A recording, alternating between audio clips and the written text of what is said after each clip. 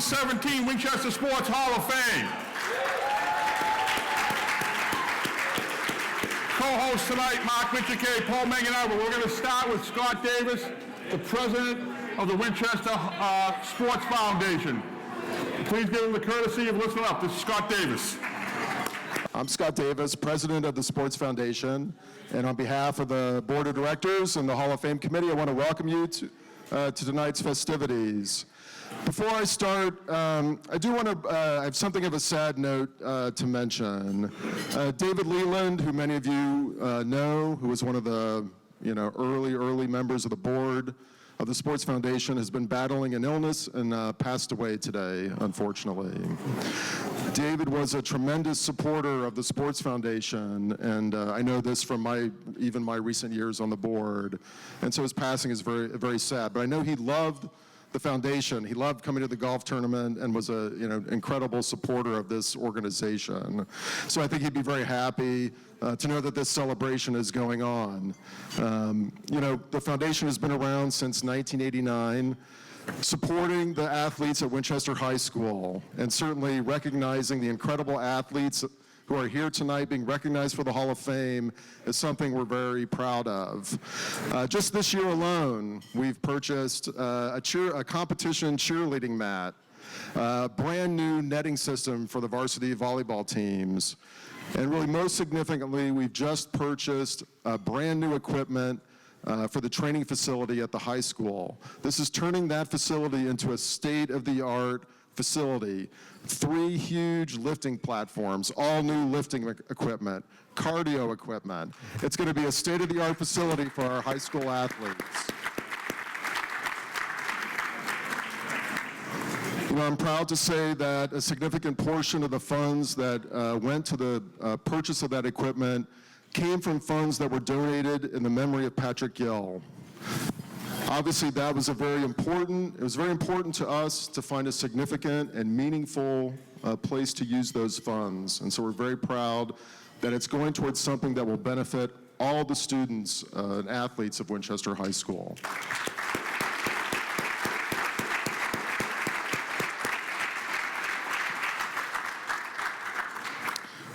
If you love Winchester athletics, and I assume since you're here tonight, you do, I hope you'll consider supporting the foundation.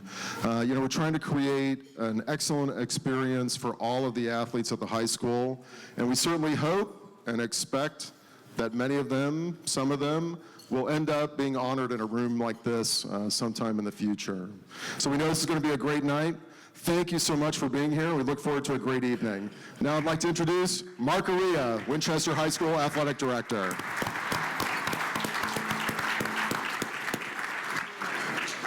Thank you, Scott. Thank you to the Hall of Fame, the Sports Foundation. As Scott was mentioning, stole a lot of my thunder. They purchased the new cheer mats. It's fantastic. We no longer have to go outside of the school for practices. Our cheerleading team can practice right after school in the gym. It's an amazing asset for our program. We can host cheerleading competitions and actually generate revenue for the athletic department, which is fantastic. It's a very exciting time for the athletic department and the high school. Also, as he mentioned, the new weight room equipment.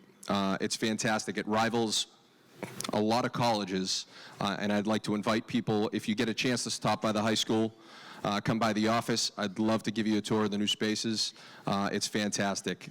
It's a tremendous, again, another tremendous asset for our student athletes and just the students in the building. Another thing that's happening is we're still making the push for the lights at Manchester Field.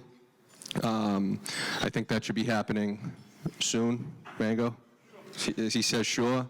That'll be great for the program and the kids of the town. And lastly, the turf field at Skillings. Town meeting is voting on that Monday night. And if it goes through, it will be another step in the process of putting our program where it should be, at the top of the league and the state. So we're looking forward to those things. I'd like to end by congratulating all the inductees tonight. It's a tremendous honor. You should be very proud. Everyone have a great night and go Sachems. Thank you. Again, I'm Paul Manganaro, and this is Mark Mitchell. We'll be your MCs for tonight. We're going to just say a few words, and then we're going to get the dinner rolling, and then a little ways into your dinner so we don't keep you here all night. We're going to start with the program. But my job right now is to ask any past inductees, Hall of Fame inductees, to please stand and be recognized. I know we have a few of you here tonight. Coach Steele, Hall of Famers. Coach Armstrong.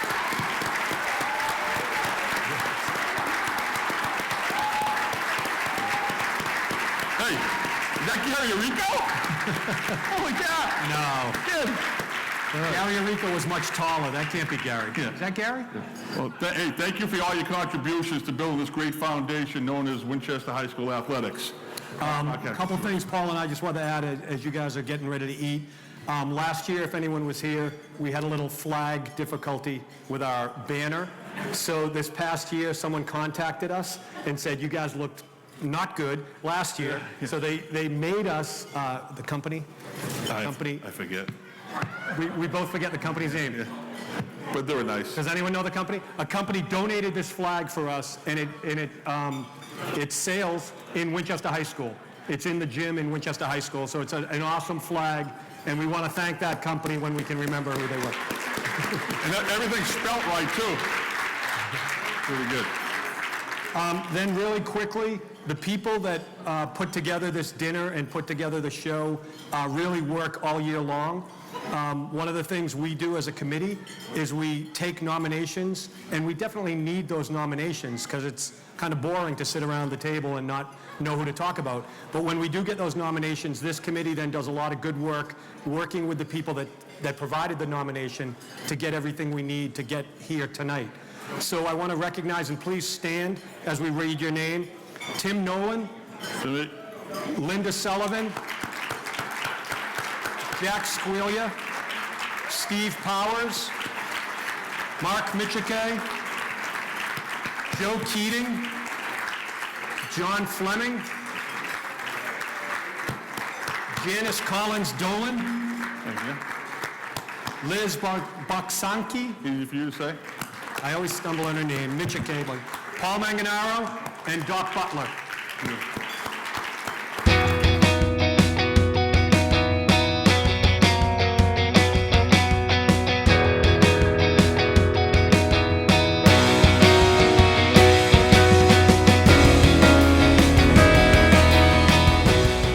So we're going to start out with what is called the Community Service Award. And every year, the committee usually hears from somebody about a very special person that contributes a lot to sports. And you know, this is the Hall of Fame, so it's usually someone playing a sport or two.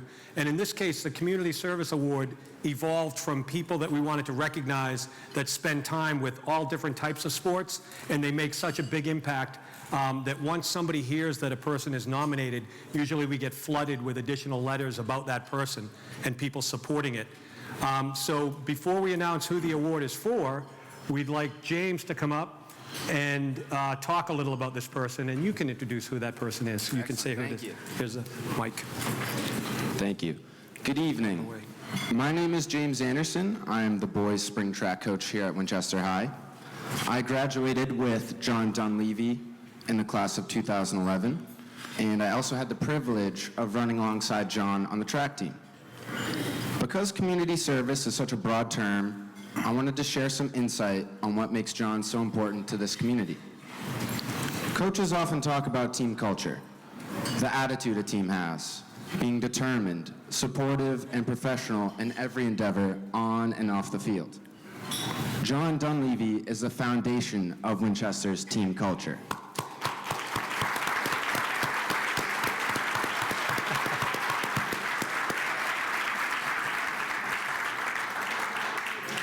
Whether it's a motivational pregame speech, a high five, and a conversation in the hallway, or John's grit and determination on the track, one thing is sure, that if John is involved with your team, that his positive attitude, passion for the game, and great influence will enrich your team's culture.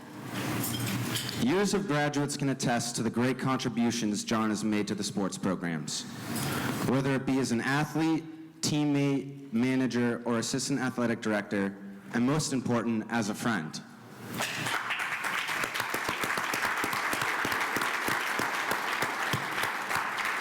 So, John, it's a humble honor from your colleagues, classmates, and former teammates to welcome you to the Winchester High School Hall of Fame. Good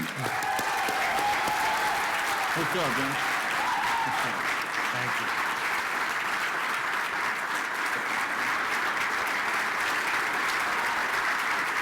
This is for you. Give him a tour. Give him all of you. Give him all of you.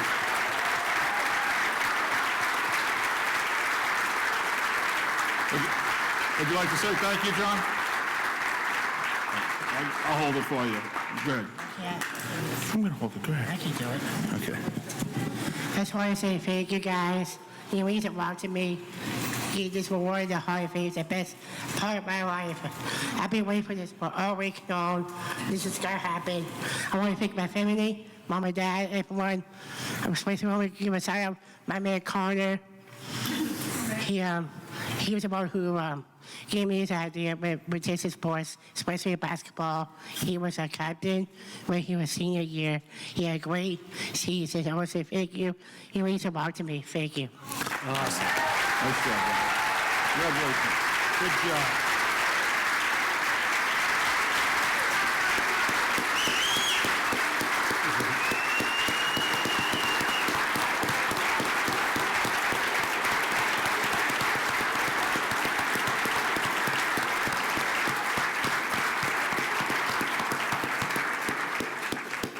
That was awesome.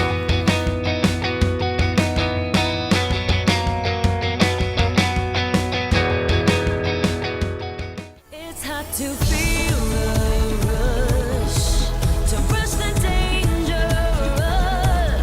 I'm gonna run right to the edge with you, where we can both fall in love. I'm on the edge of glory, and I'm hanging on a moment of truth. Out on the edge of glory, and I'm hanging on a moment with you. On the edge, the edge, the edge, the edge, the edge, the edge, the edge. I'm on the edge of glory, and I'm hanging on a moment with you. I'm on the edge with you.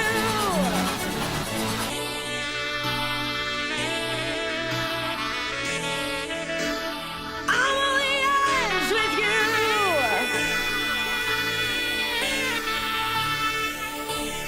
I'm on the edge with you.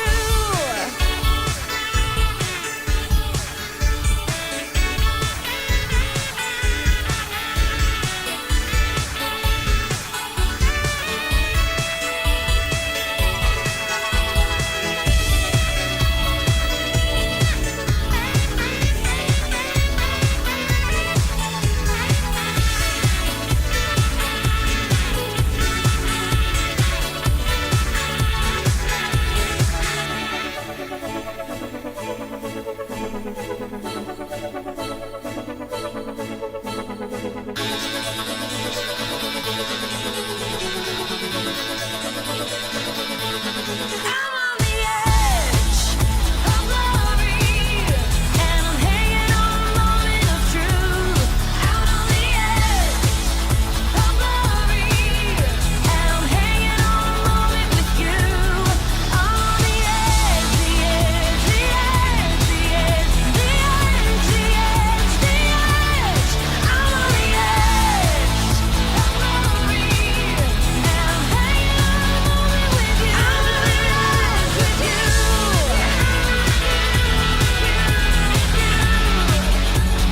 I'm on the edge with you. I'm on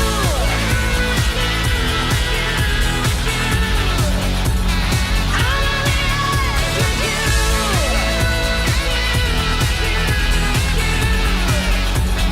I'm on the edge with you.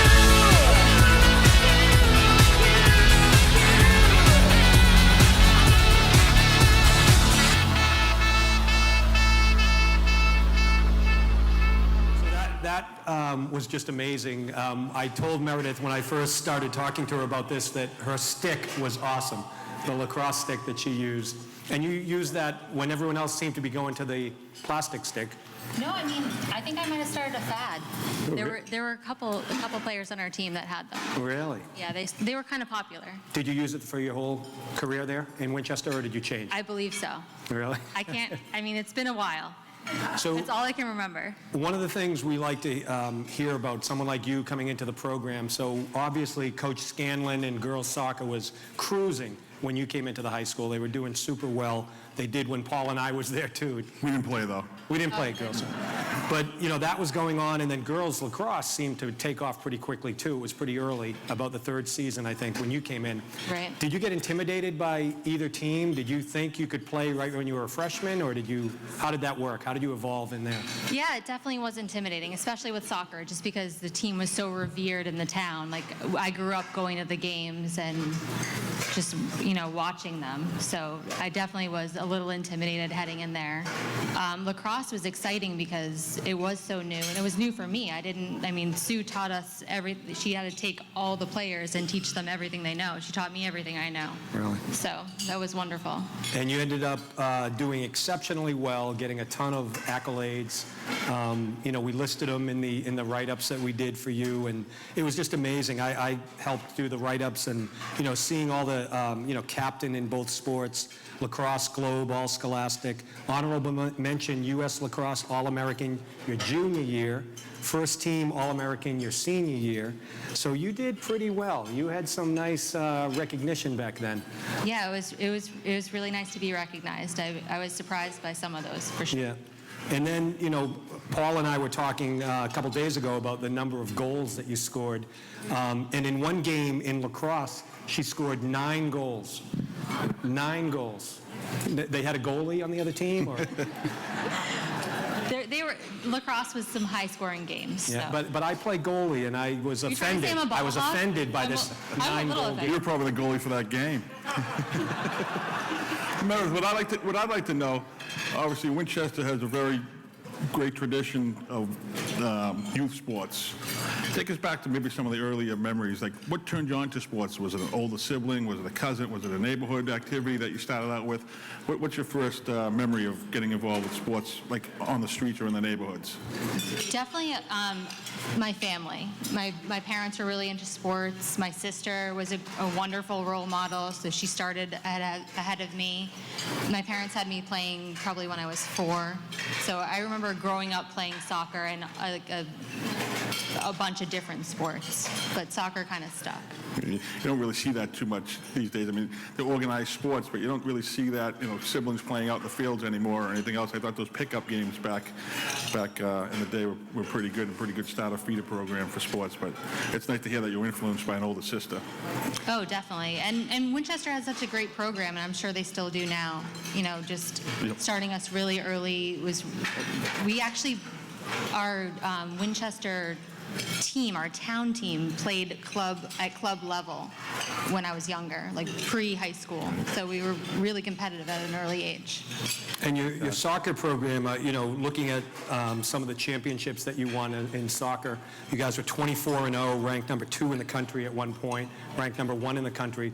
Did you know how great that was when you were here? Was it that amazing, or was it kind of like, oh yeah, we're just playing another game? No, it's definitely amazing. I do have to admit, though, out at the cocktail hour, I ran into Chris Scanlon, and he reminded me that we only lost 2 games in my 4 years. Wow. Playing soccer. And technically, they were shootouts. So not even real true losses. It's a harsh reality going from playing on teams that were so dominating and so great to college, because I had to learn how to lose, and that really was a harsh realization. You get a little spoiled. You get spoiled. Really spoiled. Yeah. I had just great athletes. Just a crop of great athletes. So we mentioned college. You went on to Division I. Going to a Division I program in any sport is pretty amazing, but you played 2 sports at Columbia. What was that like? And I always think, what was it like leaving Winchester? You played on great Winchester teams. Was the jump still that much bigger? There's definitely a jump. The major difference I found was it was just much more physical game, a faster game. They didn't call as many fouls, so that added to it. In the film, you seemed to run around everybody and nobody could get near you. That was probably different at It's Division definitely One. different. It's because it's so much more physical, and someone of my stature, it's difficult. It's challenging. You had to be that much faster than the field Yeah. because physically I can't match up with people that are 6 inches taller than me. Meredith, Coach Onso described you, and I'll quote her, as a little girl, big wooden stick, rocket of a shot, scrappy as they come. It's a pretty good description. What was it like playing for Coach Onso? It was great. Thank you for that. It almost sounded like she was describing herself, too. I mean, like I said, I had played in 8th grade. I played on a boys' team, a co-ed team, but there were only 2 or 3 girls on the team. Technically, I only played 2 games because in the second game I was body checked and thrown across the field, and my dad decided this, not a good idea. Maybe we should rethink this. So I really started lacrosse freshman year with Sue Onso, and she taught us how to play. So like I said, she taught me everything I know. It was, she had a lot of passion for the game, a lot of passion for making the team a standout team, and she's done a great job. Yeah, we're very fortunate in Winchester for decades and decades, even before our time, to have great individuals that coach in all different levels of sports. Yeah. Mark, do you want to wrap up with the Yeah, one of the association things game? one of the things Paul and I were talking about is, looking at you playing on 2 different sports. So we started looking at, okay, let's do a Coach Onso, Coach Scanlon, and you name the winner, okay? All right, here we go. Yelling decibels. Quick, Scanlon. quick. Sorry. Scanlon? Sorry. Yeah, Scanlon. I was Good. about to just This is like the say I SATs, you can't gotta be partake quick. in this, but Content of yelling. content of yelling. What does that even mean? Doesn't mean anything when they yell anything. He wrote that Just- question. I you're don't gonna go understand blah, that blah, one blah. either. I pass. Hard pass. Hard pass. Courtesy to refs. Courtesy to refs. Who's courteous? Name to the winner. refs? Just name the winner. Sue is the winner. All right. X and O chalkboard understandability. I don't even understand what you're saying. What's going on? What was the She question? went to Columbia. What's What's happening? You couldn't get into Please UMass? repeat. 40-yard dash. 40-yard dash? Oh my God, when? Before Doesn't the matter. fake knees. Before the fake knees for Coach Scanlon. Scanlon. Scanlon. All right. I have to say, my daughter's on the team, lacrosse team now, and I was at a game 2 days ago, and I wrote a lot of what we put in the paper for you. So I had the 9 goals in my mind, and suddenly number 5, Charlie Miller, in the first 3 minutes scored 4 goals. And I'm like, oh my God, she's going to beat your record before I even have you here up on stage. And I was going to go to you, hey, you used to have a record that said you scored 9 goals, but you don't anymore. But Sue, I think, calmed it down a little. Pulled it? Thank you, Sue. Let's protect that record. Because she was cruising at the beginning of the game, but I thought of you when I was watching the game. Thank you. Meredith, congratulations again. If you'd like to thank anybody, this is Yeah. the opportunity to do it right now. We'd like to give people a chance to thank people. Yeah, thank you both so much. And I would like to thank the committee, and I'd like to thank Sue Onso for nominating me, and my family, my sister in particular, for being such a wonderful role model. She really excelled as well in sports, and set a precedent that I probably didn't live up to. And I kind of wish you broke the parents in a little bit more, Lauren, but that's okay. I'd like to thank my husband For marrying you. All right. Meredith, Thank you very much. Congratulations.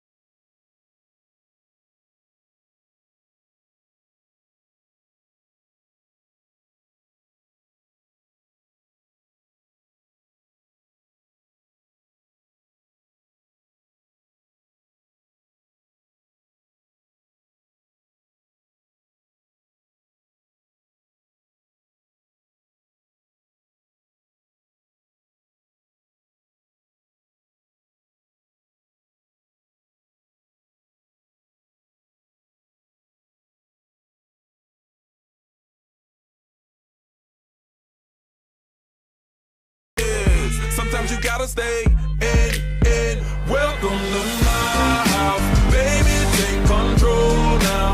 We can't even slow down. We don't have to go a while. Welcome to my house, play that music too loud. Show me what you do now. We don't have to go a while. Welcome to my house. Welcome to my house. Morning comes and you know that you wanna stay. Close the blinds, let's pretend that the time has changed. Keep our clothes on the floor, open up champagne. Let's continue tonight, come on, celebrate. That's how we do. Sometimes you gotta stay in, and you know where I live. Yeah, you know what we is. Sometimes you gotta stay in. Welcome to my house, baby, take control now. We can't even slow down. We don't have to go a while. Welcome to my house, play that music too loud. Show me what you do now. We don't have to go a while. Welcome to my house. Thank you for joining us tonight. You know, reading your articles and your athletic history at Winchester High School, the first thing that pops out to me is you were an outstanding three-sport athlete, and that's very rare today, unfortunately. What inspired you to be a three-sport athlete, and what was the biggest challenge you had? Thank you for having me here, and I appreciate the nice comments. But to be quite honest, I don't even really think about. We didn't really think at the time about playing three sports. It's just something you always did. Quite frankly, I think I played probably 8 or 9 sports as a kid. We'd always just go down to the Center's house or the Bud's house down the street, play kick the can, hide and seek games, all that stuff. And I would say that there was never a season I never thought about not playing the sport. It was always something. I know things are a little different now. I have 4 kids of my own, and it's very serious. Everyone's specialized, and there's lots of that. But without question, every season there was always a sport to be playing. And having 3 brothers, we were always doing something at the house. So there was never a thought in my mind about not playing, but it just was part of what our family had done. We saw from the film, the folks you see for the film, he played football, basketball, and track. If you had to pick a favorite one stand out to you? Yeah, I think there's nothing like, I think football, in my mind, it's the ultimate team game, right? Any one of those other sports, one person can dominate, or it's your part contributing to the team, but one person can have much more of an influence. But to me, my favorite sport, without question, was football, in the regard of one person couldn't do it alone, and you take everyone to be out there. Unless you were Barry Sanders and you could run past everyone, even if they weren't blocking for you, there was no way you could succeed without your teammates. So football, to me, was probably the best sport. What was your favorite? Football. I think in that regard, so I got to play in high school and I played in college, and I think that some of my most favorite memories were being a part of a team's, not just winning the games, but the actual practices were something to be cherished in a certain way. That's actually, you figure out how to get better and learn. And which one do you think you excelled at the most? I think at times when I look back at things, maybe track was something that was natural, because what I liked about track was the ability to do all the field events. There was running events. There was lots of things to do. So I think that came very naturally to me. But because again, football is something I never thought about playing any level beyond high school. I wasn't even sure going to 9th grade I played soccer. And as Coach Pirani, I can see him right over there, he called it kickball. So all of us kickball players who would show up with our leather, we didn't have football cleats, so I wear my soccer cleats, so he knew all the kickball players were. But as I recall back, Coach Pirani, if I'm not mistaken, I think some of the best athletes out there were those former kickball players. Yeah, he's denying it. Pirani's denying it. He's not saying anything about that. And Coach Klein is in the audience as well. I don't know if you got a chance to see him as well. I did, and some of my most favorite memories is being Coach Klein was great. So you see him in the school for gym, but also I get to participate with Coach Klein for track, but also with football for all those years. And it's funny, you think about the things you learn from your coaches. And I think without question, someone like Coach Klein, from his experience in the military, you learn about commitment and effort. With someone like Coach Pirani, who would wear his bike coaching shorts in the snow while he chewed dip, you think about toughness. He still has those. I was thinking he was going to wear them tonight. I love him. He's the toughest guy I knew. I loved it. He almost convinced me to play lacrosse, and I wish I had played. And do you look back, I mean, you look back, it's been 27 years. Do you believe that since you were at Winchester High? No. Shot. And you know, you get to come to an event like this and see what you accomplished, but you also get to see the coaches that really brought you there. And I think that's kind of special. And if you can talk a little more, you mentioned a couple of the coaches, but just what those coaches did for you and how they prepared you for going to play at Dartmouth. Yeah, it's one of the things I think you think about. When you go to college, you think about some of the kids you played against, and some kids you show up and you're walking in your freshman year not knowing how you're going to fit in. You were pretty good in high school, but there was no question the kids in the Middlesex League, and especially from the kids that I played with in high school at Winchester, had fantastic coaching and a lot of camaraderie. Chris Umscheid was a teammate of mine at Winchester who I played with in school. Robbie Bork a few years later showed up. But someone like Coach Marshall,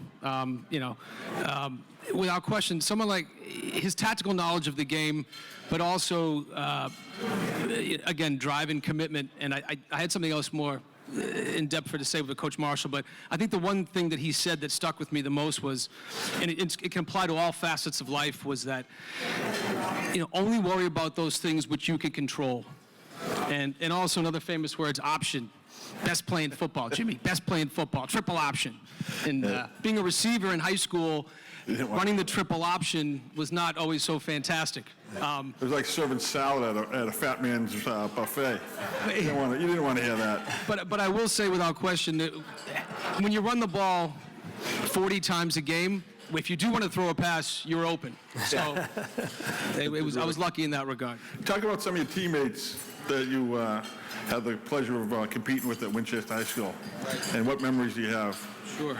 I think as you saw on some of the slides, there's a gentleman's name up there, very long name, Sapansky. You can win extra points if you can spell it. Yeah. But without question, John was someone he was a teammate, a competitor, someone you would aspire to be like. He was an excellent student. He was great in all sports, and quite frankly, he should be sitting up here with the rest of us. So someone like himself, Chris Umscheid, who's someone I grew up with, I knew him since the 3rd grade. Again, the first time I met Chris, we were playing pickup football in the Buds Yard. Someone whose house we didn't even know, we'd ding-a-ring their doorbell, we'd go play pickup football. Sure enough, he and his brother Matt would show up and play. So Chris was a great guy and great person to work out with. He was always super strong, and he helped me as a skinny little blonde kid become more competitive as an athlete. And then, without question, teammates, but it goes back to my family. As Meredith was saying, I had 3 brothers, so we were kind of in pairs. My brother Mike, who was inductee in 2009, I was a lucky kid because I was 18 months younger than Mike, but I'd pester him to go hang out with his friends Jack O'Callahan, John Murray, and they'd always let me play. But after all those years of being allowed to tag along and play with bigger and older and stronger kids, there is no question that has a positive influence on what you're doing. So I look up to Mike a lot. And after Winchester High School, you continued your academics and athletics at Dartmouth. What led you up to New Hampshire? I think my dad said it the best. I think he's, hey, Dad, Jimmy, Dartmouth says something to me. I was, like I said, I never thought about recruiting, and I know recruiting these days starts a lot sooner for kids. You could be 8th, 9th, 10th grade, and you have to make these decisions. I didn't really even think about it until all of a sudden senior year, there were some letters starting to come in and places wanted to take a look. I took a few trips, Boston University, UNH, and other places where I would have had a scholarship to play football. But again, in my head, my parents were very committed to having that high academic standard. And he said, we'll figure out the money. And we always did. And I think that, and in hindsight, I have no regrets whatsoever. Brown, Harvard, and a few other places. Dartmouth was some place that I found the student body was engrossed in activities, outdoors, sports, and obviously a high academic standard, which to me was something that I was very glad I participated in. Yeah, beautiful campus up there. It's a beautiful area. Do us a favor, quickly. Go through your high school coaches. Name them, and the first thing that comes to mind when you think of them. God bless him, Perennial story there. Toughness. Coach Klein, commitment and effort. Coach Cantillan, endurance. Voyages. He's not in the room. Bad hair.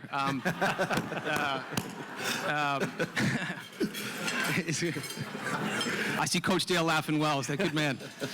Good hair. Who else? There's so many. Coach Donahue, right? With Mr. Pirani, the best. I think I had him since a gym teacher since I was in elementary school. Coach Donahue, I don't have a great word for him, but I loved him as a coach and as a person. He's the person that would provide, confidence. He helped provide confidence in me as a throwing the softball in 6th grade. He made you feel good about it, so you wanted to keep working hard for him. There's so many coaches I can't even begin, but That's good. And by the way, Donna Gildersleeve, could you please stand up in the back of the room, please? It's a special request from me. Mrs. G, I can tell you this, and everyone knows, without Donna Gildersleeve and all the ice, the tape, there's no way any of us would kept put together. And that is the room I had my first recruiting visit in with the gentleman from Dartmouth. So, Coach Donna, thank you. That's awesome. Do you have any other thank yous you'd like to say, Jim, before we send you off to finish your meal? How much time we got? No.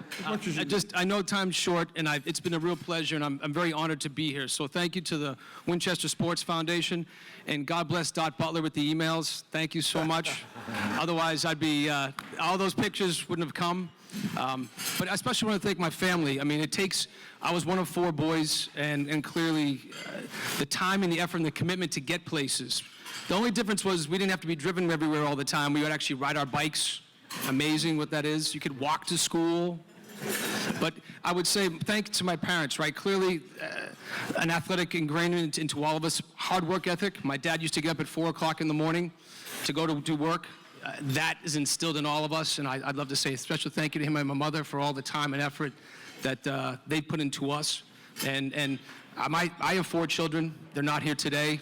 Clearly, we live in Westport, Connecticut. Very difficult to get up here with their own activities. And my brothers, Mike, David. And David, God bless him, he put together all these clips, sent all the emails, made it easy for me, interfacing with everyone. And my brother Paul, who can't be here. But without their support and the time and the effort we all played together, none of this would have been possible. So thank you. Awesome. Congratulations. Julie, talking for us. No problem.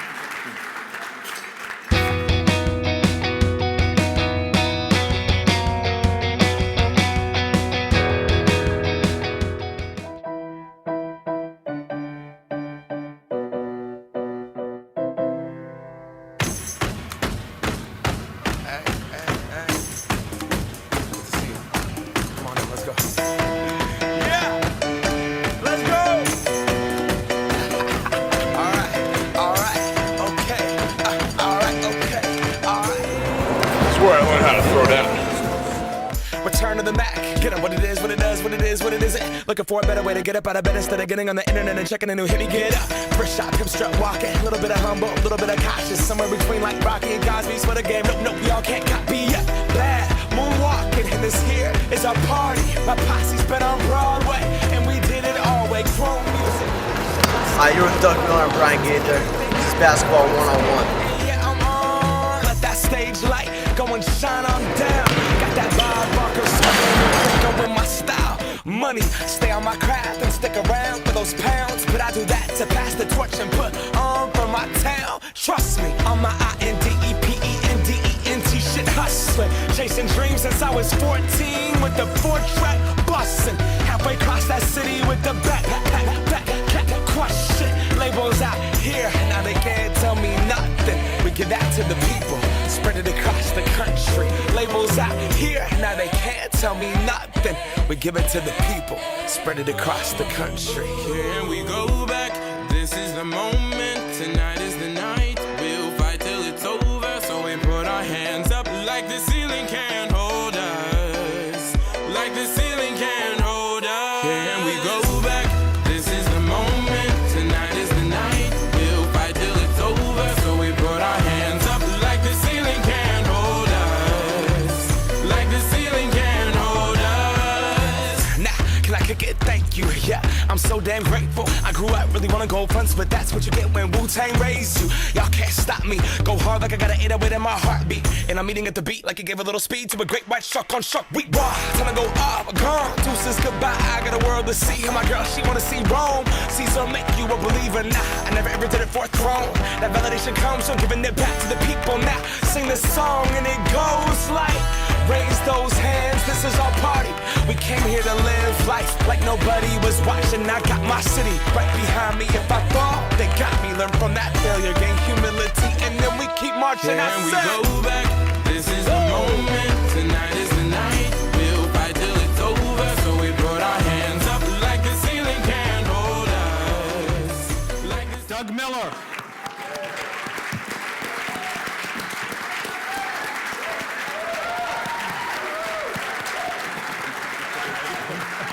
This is mine. You get over here. Thank you, Dougie. Thought you were getting that from me. This is better. I like this. I like this. Mox always had that little man complex. Don't worry about it. Hey, one of the things the newspaper claimed that you were the best big man to come to town since the great Bob Bigelow. Who's Bob Bigelow?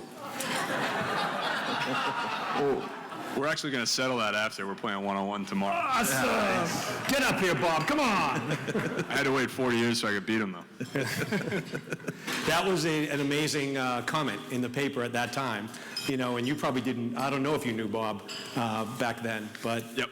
yeah, I knew who he was. So that was pretty impressive when I was doing the research on you and, we saw what you had accomplished. Your Winchester records were just unbelievable. Some of the things that we saw, the fourth leading scorer with 1,098 points, one of only 5 to score more than 1,000 points, tied for first with 37 points in one game, fourth with 457 points in the season, second in career blocks, 25 rebounds in one game. During those times, and you were setting all those records, did you know how dominating you were? Did you feel like, oh, this is a piece of cake and I'm dominating this league, or No. how did you handle the whole thing? Absolutely not. We were just focused on making progress as a team. Like my sophomore year, my first year, we had a disappointing season, and then my junior year we kind of made it a little bit better, and senior year we finally made the tournament and really made a run. We were just extremely focused on just making progress as a team, really, and it was exciting to get there. What was your off-season training like? What would you do to prepare for the basketball season? Except for my freshman spring, I got cut from the freshman baseball team. Wow. So I actually ran track for Coach Klein. He taught me how to throw a shot put and do some cool stuff. But other than that, it was just basketball. And to Jim's point, it's kind of specialized, and it was basketball all the time. The summer camps. I was playing a lot of 2-on-2 full with Bob, going to Coach Dale's camps. Going to any showcase camps I could get to, and I didn't play a lot of AAU. I never got into that. Kind of like my weekends. Yeah. But just trying to play as much as we could. What was it like, as a great player like you were, and I thought dominating, I know you were dominating. What was it like when other teams tried to take you out of the game, and maybe they were pretty successful, right? They put 2 people on you. I know what I think you did as a team. Yeah, no, it was actually really fun because we just got to exploit that. And if you look back at our run, our senior year, we had a good run, and we were able to really exploit what you're talking about. Like in our first game, Nick Help hit 7 threes against Tewksbury. One of the next game, he actually hit the game-winning 3 at Belmont. The next game, and then Brian Gaither and Matt Gaither had huge games at North Andover. We were just able to really exploit that. Jeff Keedy had like 16 points in the second half at the Songus. It was just awesome. It was kind of fun exploiting that, and we knew we were doing it too. It was great. Doug, what are some of your fondest on-the-court memories at Winchester High School as a basketball player that you can talk about here tonight? It has to be that tournament run, winning at the Songus, and that was that last picture of all of us just having a blast holding up that trophy to win the North Sectional. That was pretty special. Obviously, that team had talent, but what are some of the intangibles that it had that you think made it special and got you that far?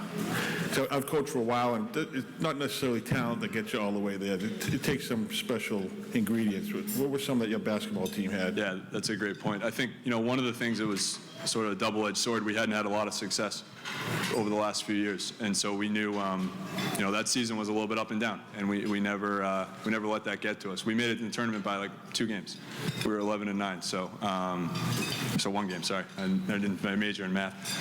But Where'd you go to school, Harvard? What's the matter? You couldn't get into UMass, huh? No, I think that was a huge part. We and Coach did a great job of building us up when we needed to, because we had that grit that we developed over the 3 years. And you went on, as Paul mentioned, you went on to Harvard. You ended up going in as a freshman and seeing that you could play at that level. What was that like, getting to Division I school, and what type of competition did you hit right off the bat? Yeah, it was challenging. I remember showing up worried, and what was that going to mean? Was I going to, would I make the team? Would they keep me?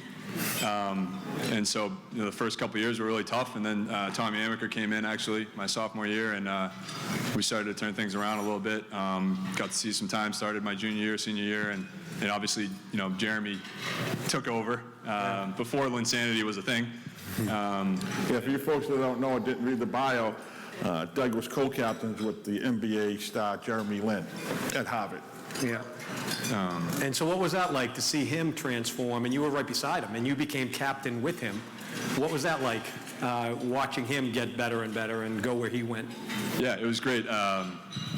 We still remember him walking in the gym freshman year and seeing this scrawny little, like maybe $140 with his wet shirt on, and but to see him, I think we were probably a few years out of college, and to see him dropping 38 on Kobe was pretty cool. But we knew he had something special towards the end of our career there, and it was pretty fun. And to beat that, he's even a nicer guy. So, really? Yeah, it's pretty special. What about your Winchester coach, Coach Dale? Tell us a little about playing for him, what it was like. Yeah. So actually, Coach Dale and Coach Dupuy are here. Coach Dupuy was assistant coach. It was awesome. I have a lot of fond memories. I'm still very close with both of them. Q and I golf a lot.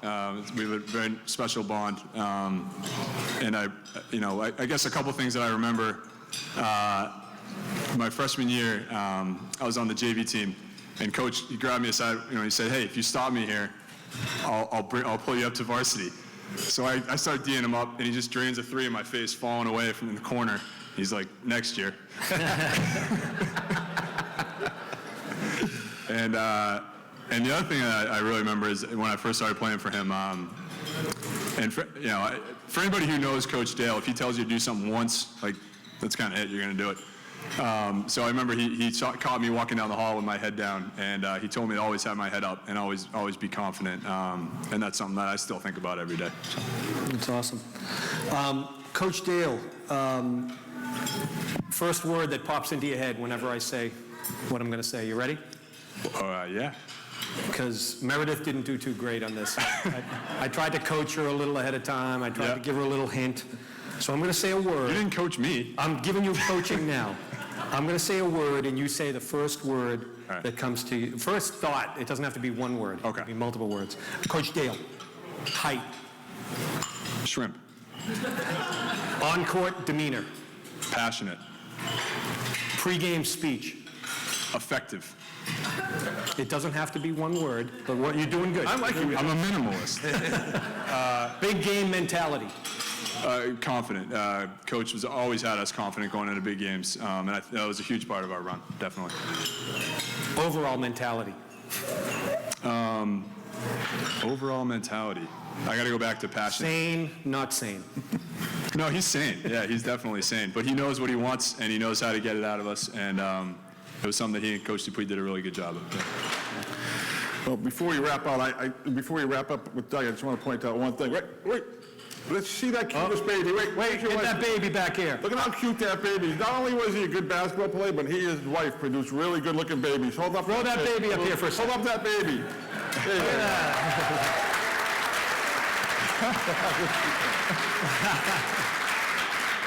go. I see she has the Miller height too. She was just born yesterday. But Doug, we appreciate all your contributions as a student athlete at Winchester High School, and congratulate you on all your success. We're going to let Doug thank anybody he wants to thank. Yeah, it's really awesome having so much family and friends here. My grandmother's here, and obviously having my wife and daughter here is fantastic. It's just great to see everybody and see a lot of faces I haven't seen in a long time. Thank you. Doug, Great. thank you. Congratulations.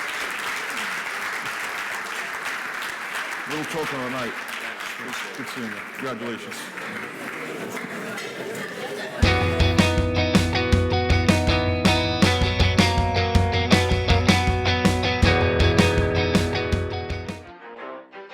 You ready? Let's go. Yeah. For those of you that want to know what we're all about, it's like this, y'all. This is 10% luck, 20% skill, 15% concentrated power of will, 5% pleasure, 50% pain, 100% reason to remember the name. He doesn't need his name up in lights, he just wants to be heard, whether it's the beat of the mic. He feels so unlike everybody else, alone, in spite of the fact that some people still think that they know, but no, he knows the code. It's not about the salary, it's all about reality and making some noise, making a story, making sure his click stays up. That means when he puts it down, Tox picking it up. He's not your everyday on the block. He knows how to work with what he's got, making his way to the top. He often gets a comment on his name. People keep asking him, was it given that birth, or does it stand for an acronym? No, he's living proof. Let him rock in the booth. He'll get you buzzing quicker than a shot of vodka with juice.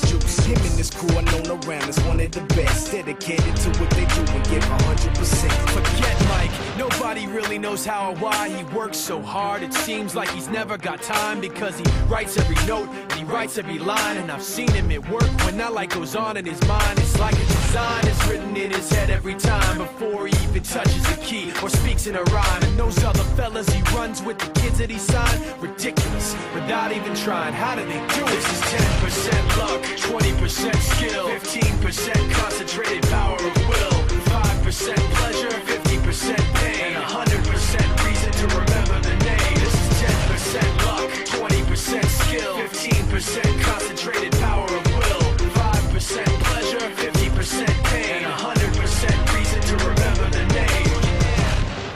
Fort Minor, M. Shinoda, Styles of Beyond, Ryu.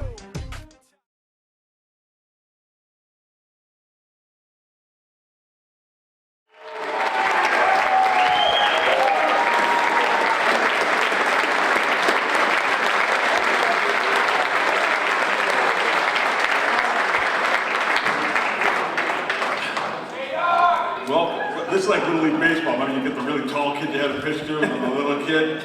But welcome, Artie. I'm going to start with the same question we asked when we began. Today, the three-sport athlete is really rare right now. Winchester, you played football, wrestling, and lacrosse, probably three of the most demanding sports. What inspired you to participate in three sports? I guess because I really had nothing better to do. I don't know. No, it was a lot of fun. I enjoyed playing sports. I started playing Pop Warner in 7th grade, and just started from there. And it's just a lot of fun. So I enjoyed it. And not only did you play three sports, but you had the honor of being selected as captain of all three sports. What did that honor mean to you? It was awesome. Just getting acknowledged by the teammates is a great thing. So I enjoyed it, and it's great. And of the three sports, which was the most physically demanding, do you think? Hands down, wrestling. Wrestling? Yeah. Talk about the workouts that you had to do just to, get to the point where you were so successful. We all did it. It was we had a lot of great teams there in my 4 years there. Won the league title every year. We were the team state champions in 1995. So your coach must have been pretty good back then. Yeah, he's a pretty good coach. I don't know if you heard, he's the winningest coach in state history. So that was a long time.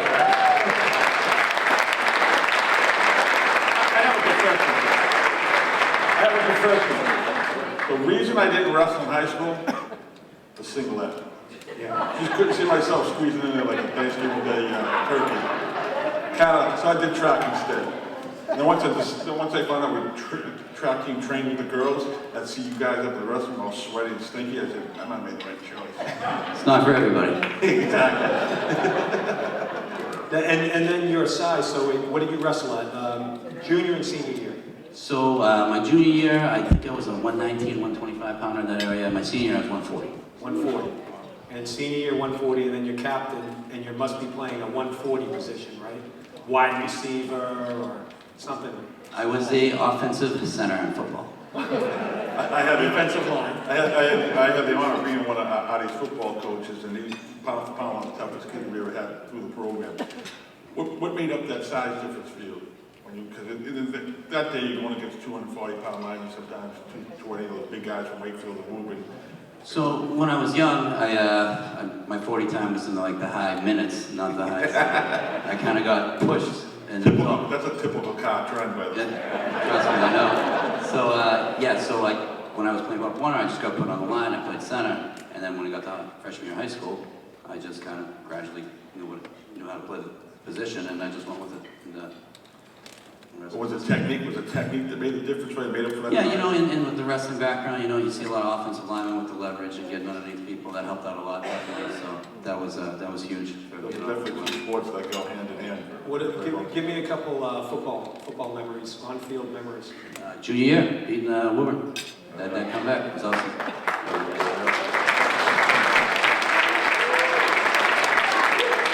I have another question for you, because I know a lot of people in this room want to know. Is Coach Trombley really crazy, or is it just that? He's not crazy. I would call him crazy. Crazy like a genius? If loving winning's crazy, then he's crazy, yeah. And Paul and I were talking with the committee actually about the coaches you played for. You played for Parati? Yes. Coach Parati, and football and lacrosse, yeah. Yep. And Tremblay? Yep. And Donahue? Yep, head football coach, yeah. And your math question that we're asking you now is how many total years of coaching between the three? It's a lot of math for me. I don't know.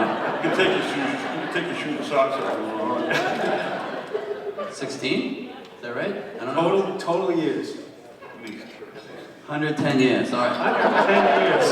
That's just Mr. Parati. Every now and then.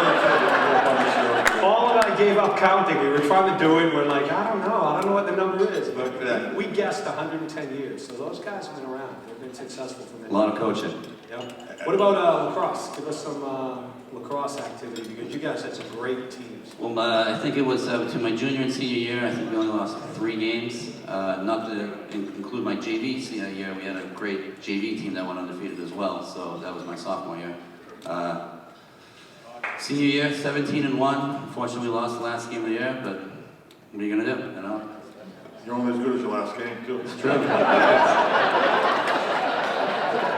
gotta play that name association game with you now. Like I said, you played for 3 great men, Donahue, Trombley, and Parati. I'm gonna give you a word, and you match the coach that best fits that word. This is a hard one. This is a hard one. Mine were easier. Are you looking at my paper? All right. Kindness. The kindest one. Coach Donahue. Loudest yeller. Coach Parati. Most feared. That would be Coach Tremblay. Ooh, biggest. Parati. Made you cry. No one.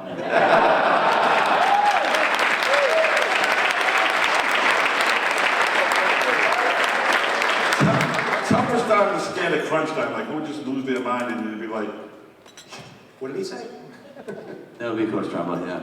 But I mean, the closest one to that, yeah. Tremblay. Never really did it though. And who really had that big heart? Who's the big teddy bear? All of them. They're all great. Love them all. Well, Larry, it's a pleasure having you in the Hall of Fame. Yeah, I just want to thank my family. I got a couple tables over there. They all showed up strong, so I really appreciate that. Definitely my family and all my friends. And I just want to thank everybody at the Sports Foundation. This is a great honor, and I really appreciate it.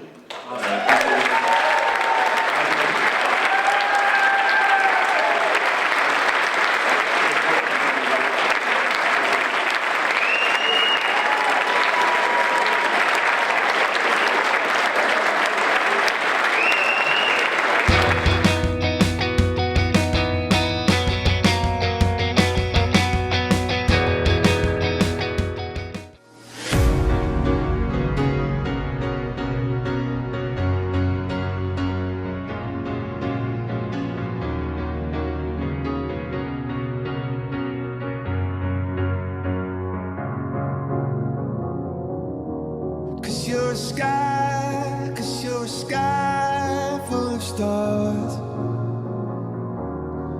I'm gonna give you my heart, 'cause you're a sky, 'cause you're a sky full of stars. 'Cause you light up the park. I don't care, go on and tear me apart. I don't care if you do.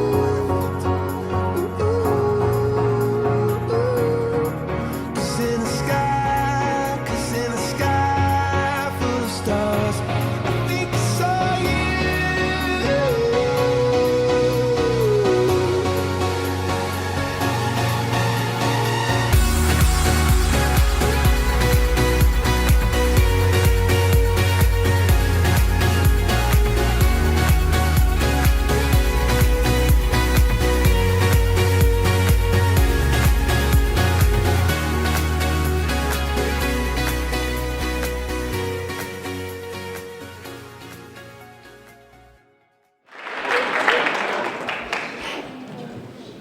Welcome, Alex. Alex, Coach Barani said Alex would chop and change how Winchester High School plays lacrosse. What do you think he meant by that? I'll ask him when we're done. It's been beat up on Ferrani night, so I want to go eat tonight. Well, like a roast, isn't it? I think traditionally lacrosse has been played offensively from the attack position, and I was a midfielder, so I think there was just sort of a difference in where some of the offense was coming from. You know, Artie didn't mention, Artie and I were on the same midfield line for 4 years, freshman, JV, and 2 years on varsity. So. Fantastic. Can you talk a little about some of the lacrosse games? I love hearing the stories about some of the great games that you guys were a part of. Yeah, I mean, the only ones that stick out, unfortunately, a lot are the losses. We won a lot of games. I tried adding it up with Coach Pug over there earlier. We never lost a game on JV. We lost maybe 4 games in 2 years on varsity. So we had some great battles, obviously, with Hingham and Weymouth and some of those teams over the year. It's pretty amazing to see where lacrosse has come today. There has to be at least 150 more high school programs than there were when we were playing. And obviously, you can see from the film and I read the stories, you have that natural athletic ability that allowed you to play at a high level. But what were the intangibles that are inside you that you think made you the success you were on the field? I don't think it's anything out of the ordinary. I grew up in Winchester, and I think sports, everybody sort of touched on it, whether it was Jimmy or Artie. Talking about when they were younger, they played sports because that's what you did in your free time, whether it was after school or organized youth sports. And again, in high school, that's just what I did. And basketball, especially growing up, going to nursery school with some of those kids I graduated on, went to the state finals with, was pretty special. So that's one of the things you get at a public school. If you're fortunate enough to live in the town long enough, you get to go through your whole elementary school career, middle school career, high school career, playing with your neighbors and your friends, whether it be in your neighborhood or across town, that you can't really get at a private school. I think that you can't really put a price tag on that. We've heard that several times tonight, So yeah, I don't think there was a day we weren't at an open gym on a Saturday or a Sunday playing basketball throughout the entire winter. And when the spring rolled around, it was right into lacrosse. And I think that goes back to my original point that the athletic ability is there, but then those successful teams and the individuals, you learn how to gain respect for your teammates, and you've been through so many battles together, whether it's in the playground, down at West Side or at Leonard's, and then by the time you get into school and compete on the courts or on the field, you have that common respect and admiration for everybody. So it's a big benefit. Yeah, absolutely. We wish the lacrosse program started a little younger for the younger folks. Unfortunately, we didn't get to start playing until 9th grade, other than just messing around on the field. But it's great to see it thriving in Winchester today. And it's such a changed world. You commented on that about kids starting now lacrosse. Kids are playing in kindergarten. Yep. And there's a point I think too that some of them get burnt out. But your career just was amazing from what you guys accomplished and the runs that you had. But also then you carried it on and you went and played up at UMass. And you and I were chatting outside about, I'm always amazed at some of the scoring, like Meredith. I'm amazed at 7 goals in one game at a Division I level against Georgetown. Yeah, and pretty amazing. I invited the goalie tonight, he couldn't make it. I appreciate that. And again, as a goalie, I take offense. I take offense at these things, but You guys get beat up in practice and you get blamed a lot, but it was certainly a lot of fun, and had some special moments at UMass that I'm certainly proud of. now, the Winchester teams that you played on were unbelievable. I would imagine that prepared you pretty well. Even, some of your Winchester teammates probably could have played beside you at Division I UMass as well. Of course, several of them could have. My good friend John Harvey played at Notre Dame. Artie at Sacred Heart, played against Artie in college. There was numerous amounts of people that could have played anywhere. I think what was different is, Massachusetts lacrosse wasn't necessarily considered top tier across the country, and when you showed up at college, a kid from Long Island or Jersey or wherever all thought they were a little bit better. So it was definitely a transition to the college game mentally and physically, but to see some of the kids that are coming out of Massachusetts today playing for Virginia, Syracuse, top schools, it's phenomenal. So it's certainly great. We should make it known too, you just weren't a one-hit wonder. You were also very fortunate enough to play basketball at Winchester High School, and just recently, currently were inducted with that '96 basketball team as a team. Yeah. What was that experience like, and how do you compare the two sports, basketball and lacrosse? I have more room on the stage tonight. I think I I knocked the flag over Wester. I think I got pushed off the back a little bit, but I guess the comparison is I really grew up playing basketball. I don't know how old you are when you start in Winchester, but lectures from Bob Bigelow. We were fortunate enough to have many Celtics come and lecture us as youngsters in McCall Middle School. And I can remember playing basketball until the games were over, and then going across the street to Lincoln and playing basketball again for 3 or 4 hours. And then when I got old enough, refereeing basketball. And then when that was done, we'd play in the gym for 3 or 4 hours. So, basketball with those guys, and Andy Sullivan and Tim Nolan and some of those guys that are here tonight, Brian Fitzgerald. I played the same sport with those guys for 10, 12 years, which is great.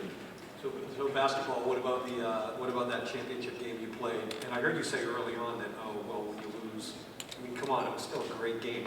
Yeah. You guys had a great game, and you scored 29 points against a future NBA player. Yeah, I still don't like Adam Harrington. I don't even know what I don't like him. I'm not mad that he's not in the NBA anymore. No, I mean, obviously, those games are, I consider that game somewhat of a culmination. We talked about the growing up playing with these kids and to make it to the state championship your senior year. Really was the culmination story, and unfortunately it didn't work out for us, but it was a fun game. We had a great ride. I think, there was a buzz about the town, when that happened, and it was exciting to be a part of, getting a police escort to the Fleet Center, and some fun stuff as a kid that was pretty neat. So. Well, this is the point of the show. We're going to get to that coach association, word association game, all right? Between Coach Perrine and Coach Dale. And you've had, I'm trying to coach the guys and the girls. So I'm trying to coach them ahead of time and give them a little heads up so that, you've heard this before, something similar, okay? Up on stage. So you ready? Let's do it. Okay, and these are Mark's big words, because he went to Tufts. I went to UMass, and I don't know some of these words, but yell decibels. This is Perrine versus Dale. Decibels? Perrine, hands down. Okay. Most afraid of? Neither. Most inspiring pregame speech? I'd say Coach Dale, because Coach Perrine didn't need to give inspiring pregame speeches. I mean, we were a very confident lacrosse team that felt like we were going to go win every single game, and I think he knew that. Even when he spit the tobacco on your shield that time you got. I think he was done by 96. What would you want your son to grow up to be like? Probably a combination of both. Interesting question. I would say, definitely a combination of both. I mean, Coach Perrine's intensity, and focus, and Coach Dale's dedication and heart, and both phenomenal people that I aspire to be like, and I would hope my son would too. All you can eat buffet. Who wins? Oh, I think where would I like to do Who wins? Who wins? All you can eat buffet. I'd say Coach Dale. He's sneaky. You never know. Get those long legs. Yep. Yeah. Well, Alex, congratulations, and again, welcome to the Winchester Hall of Fame. Anybody you want to thank? Sure. I'd like to thank the Winchester Sports Foundation, my parents. I know there's a lot of effort that goes into the nomination process, so I appreciate everybody that wrote letters, my coaches, of course my wife, and all my friends. So thank you.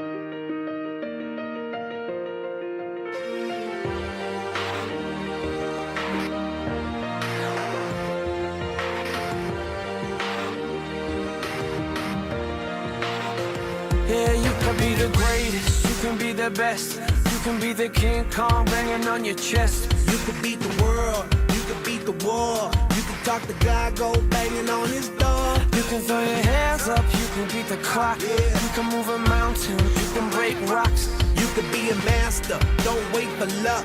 Dedicate yourself and you go find yourself. Standing in the Hall of Fame, yeah. and the world's gonna know your name, yeah. 'cause you burn with the brightest flame, yeah.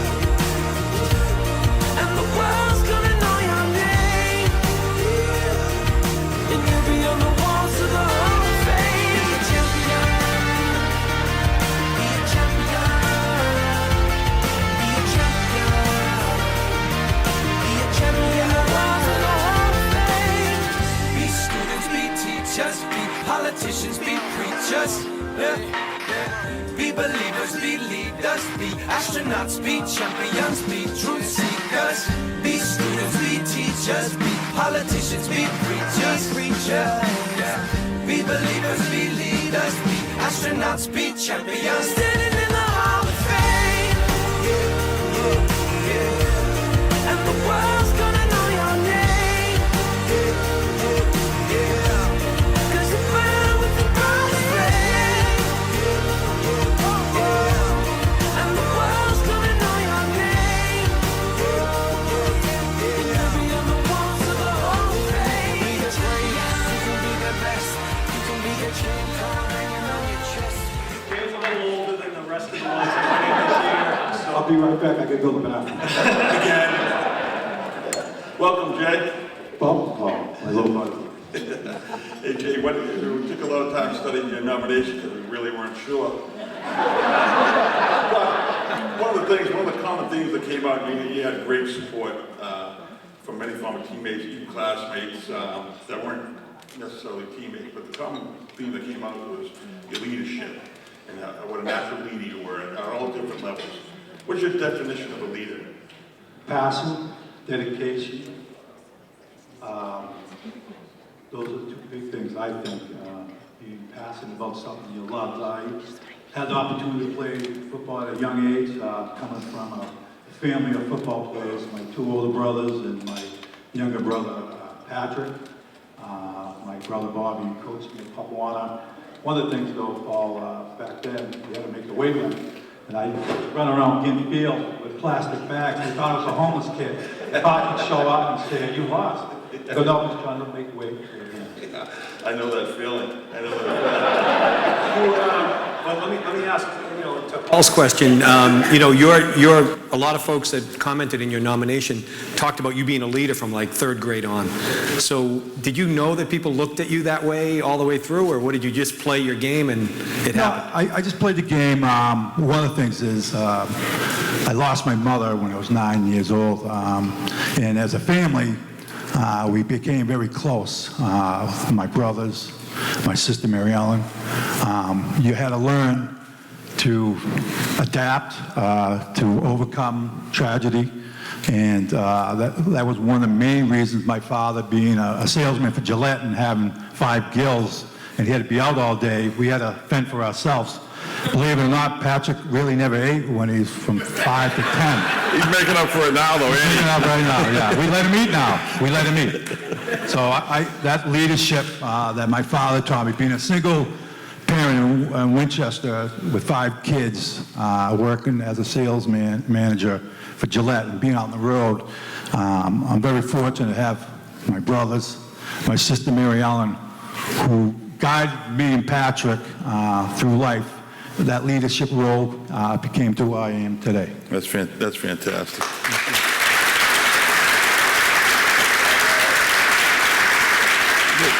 During your football career at Winchester High School, you played in some of the most memorable games. Not always successful, but memorable, needless to say. I only lost 4 games my whole high school career. That's something to be proud of. What is some of your fondest on-the-field memories? On the field memories? On the field. On the field memories is watching Gary Rico run for well over 1,500 yards. As a lineman, one of the things I'm very proud of is that we, for a total team, rushed for 2,500 yards a season. That's amazing in high school football. Gary Rico, who's here tonight, who flown in from, where did he come from? Colorado. I haven't seen Gary in 20 years. He is also He let himself go too, didn't he? Oh yeah, he can play now. He can play now. That's awesome. That's awesome. And, it's funny, I played behind Jay his senior year, my junior year, and I was a linebacker, and I remember a couple times he'd turn around and go, "Make a tackle!" And I'd be like, "Okay, all right, sure." Well, that's because Coach Mouse, back then no one knew it, but I had a microphone, man. He was yelling at me, said, "Tell Mitch K to stop doing his job, I'll throw him out." He was scary. He was scary at times. Yeah, we could see that in that picture with the cigar and the big bush of hair. You couldn't get away with that in high school right now. No, you couldn't. I have to interrupt because, before you became captain in Winchester as a senior, there was a 10th grade, really scary altercation. So back then, way back then, they had 2, McCall Junior High and Lynch Junior High. Believe it or not, McCall, Coach Prati was my coach back then. We used to kick Lynch's ass every year. Lynch. Some Lynch people there. But back then, we used to beat Lynch all the time. And when you became a sophomore, you moved up, and every year, both freshman teams would come over and scrimmage the sophomores. So it was Lynch's year, and this little boy named Paul Manganaro, who came from Everett. The reason Paul, they had to move from Everett, there was a boy named Vinny Rigucci who punched Paul in the stomach. This is a true story. You can ask Mrs. Manganaro. Paul went home, cried, said, "I can't play in Everett." We all know how big Everett is, right? They're Division I, right? Yeah. So Paul said, I want to move north. It's like the Jeffersons. They wanted to move up. So he did. He wanted to come to Winchester. So he heard about, he had to come over and make a name for himself. So he came over, first play of the game, me against him. Bang! He punched me in the stomach. I go, "Brother, what are you doing? Oh, I got to make my name for myself. I just came from it. Let me do this." I go, no, son. You're going to find out real quick. We went back at it. Next thing you know, Coach Berman, Coach Holton, they had to break us apart. And, we had a massive fight. It went on for, a long time. So I have to tell you a story. This went on, and he was afraid of me for many years after that. This is true. I almost went to private school. This is true. I couldn't get in. So we ended up becoming friends. He said to me, "Jay, I was really wrong when that happened." I said, "You were." I said, you never mess with upperclassmen. He said, "What can I do?" And I said, "You know what, Paul? I'm glad you're asking this, because I just got it. This is not too long ago now. As you know, I'm the director of public works. I'm in charge of all the fields. And at this time, the state was coming in looking at Manchester Field, and I knew we were in big trouble because the bleachers were not in code at all. And when the state came in, they condemned the bleachers. So what happened at that time, when they condemned the bleachers, they condemned the field. And I remember having a conversation with Brian Carroll. What the hell are we going to do? What the hell are we going to do? I go, the town doesn't have money, and we're going to have to, privately fundraise for this. And I said, I know the guy. He goes, what do you mean you know the guy? I go, Paul Manganaro. Well, Paul's busy. He's running the house business. His father has him running the sheetrock business. He's a really busy guy. And I said, no, he's going to do it. What do you mean? Come on. We set up a meeting. This is a true story, everyone. True story. And I said, so we go to Paul's office, and he goes, hey, what are you two doing here? I go, oh, just a little talk about football and stuff like that. And he goes, what's the matter? I go, man, we got some bad news. And Bangel's been coaching there for many years, and I said, they're going to condemn the field. Holy shit, what are we going to do? I go, you're going to play all your games away. He goes, Jesus Christ, we haven't had enough time winning at home. Now we got to play away. We'll never win, And I said, this is what we got to do. We got to raise a lot of money. And how much? Don't worry, it's only a couple $100,000. So I have to tell you, the reason, man, this is true now, and I have to give him credit for this. We raised $1.3 million, and it's because of this man right here. I got to give you credit.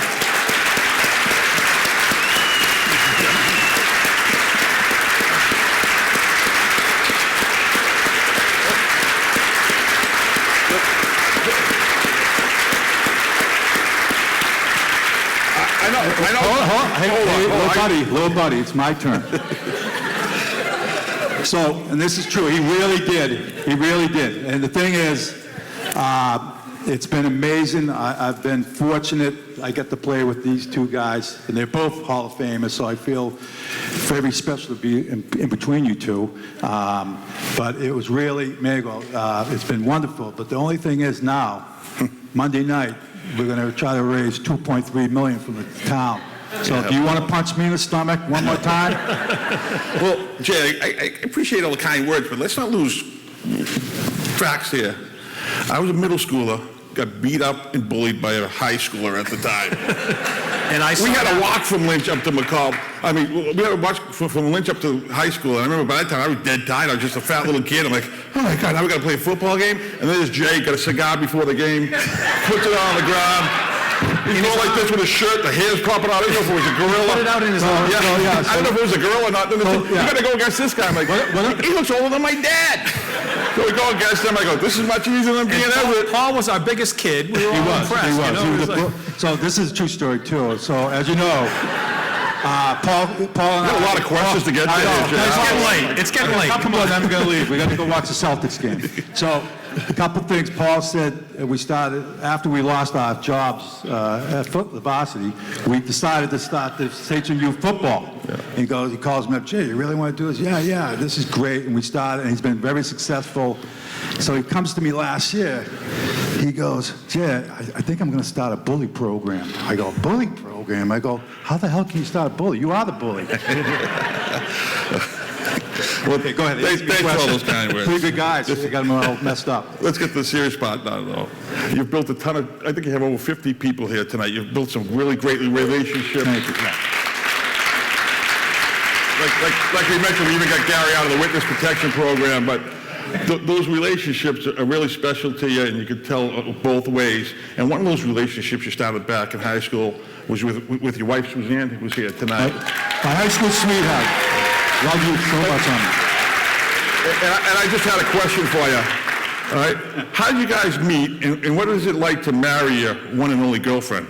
It's all it takes is one. And how would you know I want to be married to her? That's good. Hey, good answer. We met in business class. Where? I was a junior and she was a senior, Paul. Okay. Oh, I don't think I knew that. Yeah. Wow. All right, so we're not letting you off the hook with the name game. Okay. We're doing the name game. So we're going to name a Winchester coach, and you say the first two words or thoughts that come into your mind. Okay. Tom Klein. Crusher Klein, military Sergeant Klein. Manny Marshall. Intense. Earl Johnson. Great man.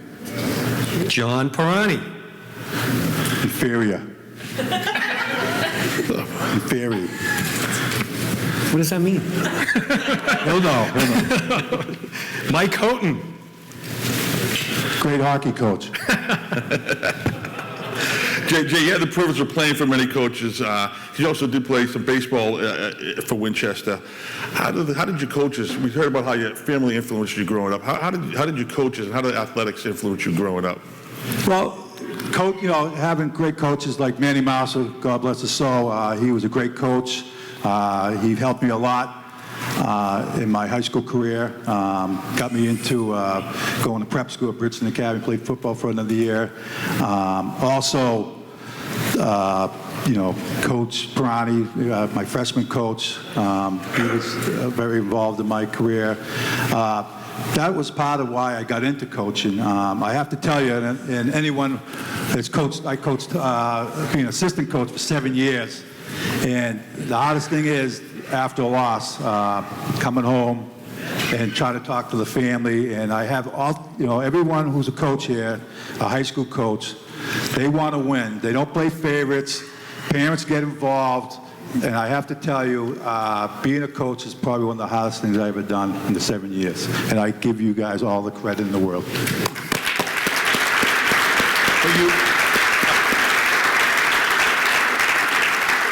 I know you also mentioned to me one time how rewarding it was for you. So those 6 years or 7 years that you assistant coached, you loved it. You said. I loved it. I had a fortunate to coach with Lenny Bellino, God rest his soul, another Hall of Famer, a captain a year ahead of me.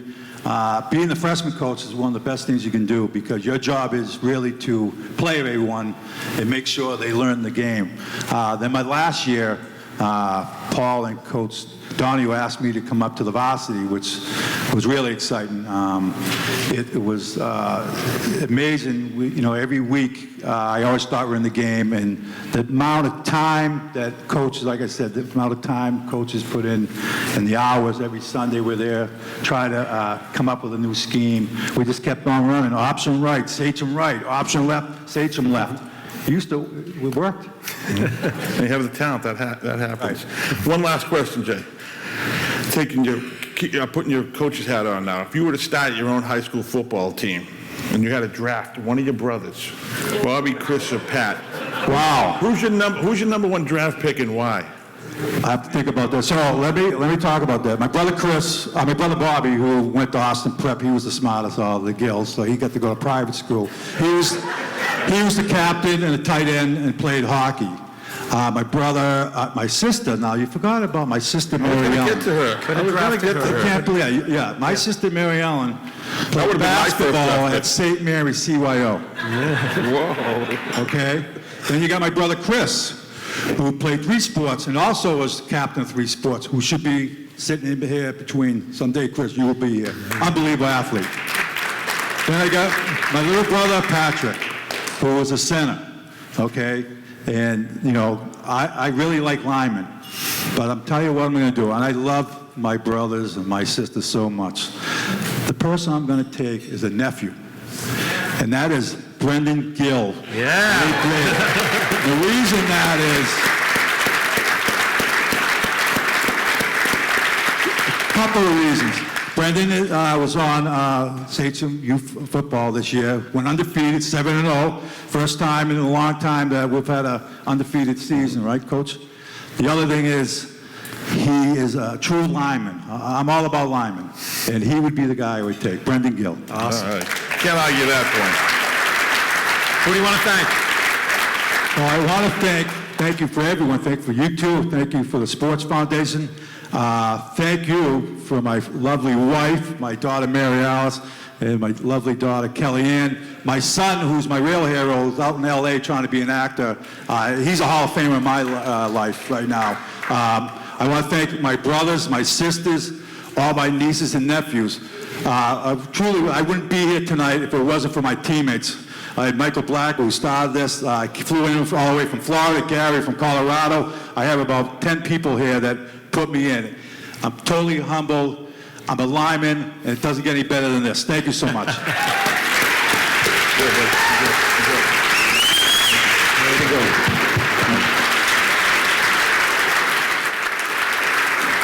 put that on the wall.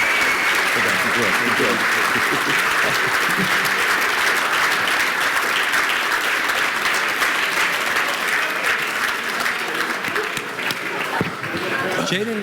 Jay didn't look that old. I didn't think he was that old. What a liar, too. Yeah, I know. But anyways, ladies and gentlemen, that concludes our program.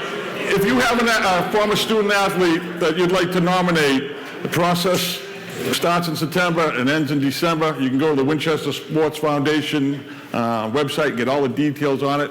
The more people that we get nominated, the bigger pool we have to draw from. We know there's still a lot of outstanding teams, coaches, and players out there that deserve to be up here with the other Hall of Famers. We appreciate your patience and your attention tonight. Thank you, and go Sachems. Thank